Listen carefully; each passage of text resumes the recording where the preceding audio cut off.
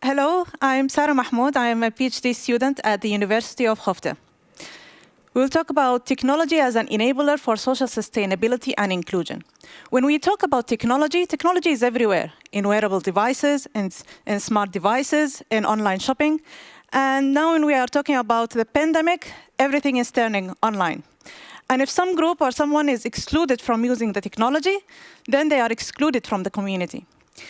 If we define the social sustainability and inclusion as bringing the people together into the community, regardless of their gender, age, their ethnicity, their physical disabilities, then we need to make sure that they are able to use the technology and able to be part of the community.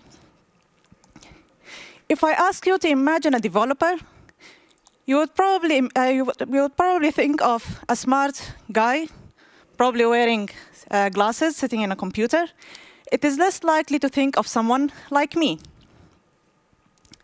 When we talk about representatives in the tech field, we usually point out that there are low percentage of women in the field, and we say that the field is dominated by certain ethnicity. But what is the point? What is the problem? What is the deal if the field is dominated by a certain group, or if the field is just developed by men? Is it just about increasing the number of women in the field? Is it just about gender equality? Well, let's take an example. Seatbelt, when seatbelt was developed back in time, it was developed by a group of men for their needs. They are less likely thinking of the consequences for a pregnant woman. Studies showed that the seatbelt affects the injuries affecting a pregnant woman by the pressure of the seatbelt is more dangerous than the accident itself. And studies also showed that 20% of women stop wearing the seatbelt by the progress of their pregnancy. To generalize this problem of what is the effect of excluding some ethnicity or gender from the development, who is affected by this exclusion? First, of course, the user. The user may face difficulty in using this technology that were not developed for them. If you are a left-handed person, then you know how the world is developed for right-handed people. As a result, if the users stop using these technologies, the business is affected.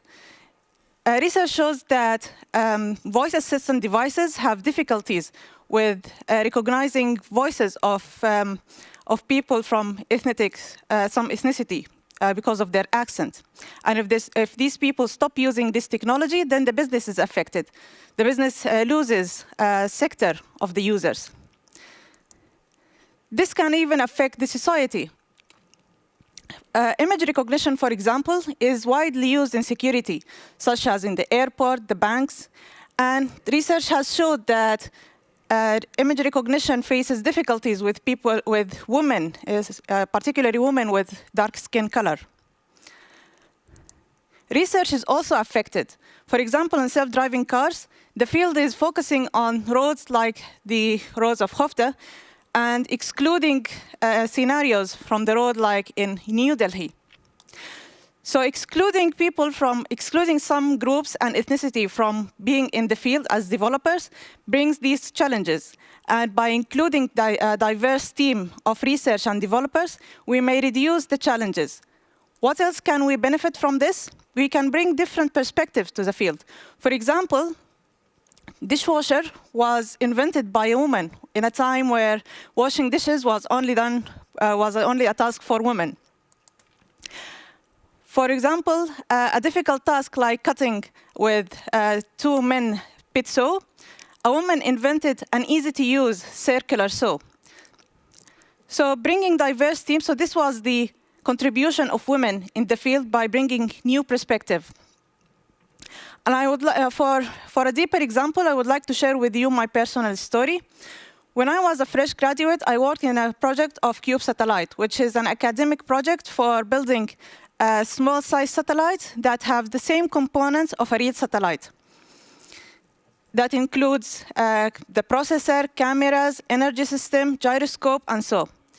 This was considered a project for wealthy institutes. These components cost more than $65,000, which was way beyond our budget. We had two choices, either to withdraw the project or to find an alternative way. And of course, we decided to rethink the process. When we looked at the components, we found that most of these components are already included in smartphones. So we decided to use a smartphone and rebuild the other components from scratch by ourselves. We succeeded in developing a Cube satellite with a budget that is less than $3,000. With this mentality of rethinking the process, I moved to Sweden and I worked in the field of artificial intelligence. In machine learning, the neural network model requires tons of data in order to train the network. For example, the famous example of the AlphaGo game. The AlphaGo model was trained with tons of data in order to be able to play the game Go. And this was trained for 40 days in Google servers. The consumption of this training was equivalent to the energy consumption of 24 American houses for a year. That's a huge consumption. I work in the field of self-driving cars, and training self-driving cars obviously consumes more energy and data than the AlphaGo. And collecting data in the regular way, which is having professional drivers who go in the road and collect the data by driving in 1,000 miles, that's very costly and inefficient. Alternatively, we use reinforcement learning method. In this method, the agent takes an action and then observes the change in the environment and the reward of positive or negative reward, whether that's the action is good or bad. And then the agent learns from this interaction. In self-driving car, implementing this in the real world is dangerous. We cannot just let a car work in the environment and trains by experiencing different experiences. Alternatively, we use simulations. We can safely put the car in the simulation and it experiences different trials and errors until it learns. The question is then, what road to create and how many roads to create, which scenarios to include. Creating this manually by a developer is costly if we want to develop each road manually from scratch. Alternatively, we use automatic generation, which generates different roads with different mechanisms in order to train the self-driving car. In conclusion, the point that I want to make is that we need diverse mindsets in the field in order to bring new innovation. In order to bring the people's need in technology, we need different perspectives. And it is very dangerous and harmful for the field to be monopolized by certain groups.